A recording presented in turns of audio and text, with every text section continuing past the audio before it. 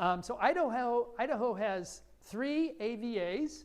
And I show you Oregon and Washington just to give you some perspective. But this is the Snake River Valley.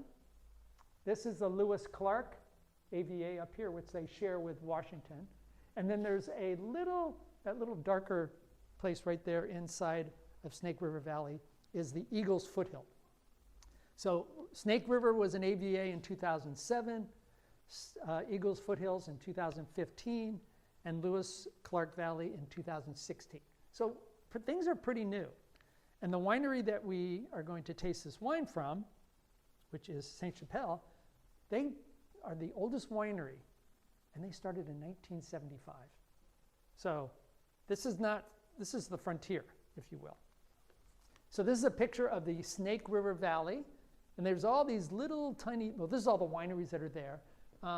And the winery that we are going to taste from, Saint Chapelle, is from this area they call the Sunny Slope. And Sunny Slope is down here. This is Boise right here, by the way. So they're about 10, 15 miles from the downtown Boise.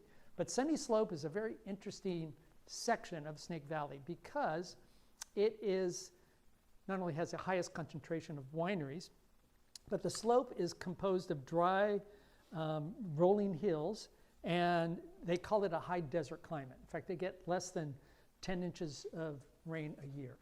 But fortunately, there's rivers that run through this, just like in Washington State where you have the Columbia River.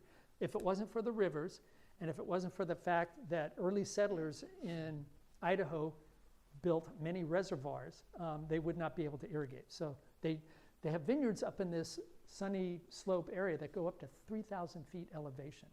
And again, we're pretty warm up here in the summer. If any of you have been to Idaho in the summertime, it gets hot, but elevation is going to add a cooling effect.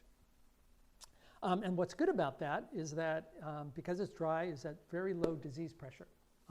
So great for getting the grapes nice and ripe without too much effort.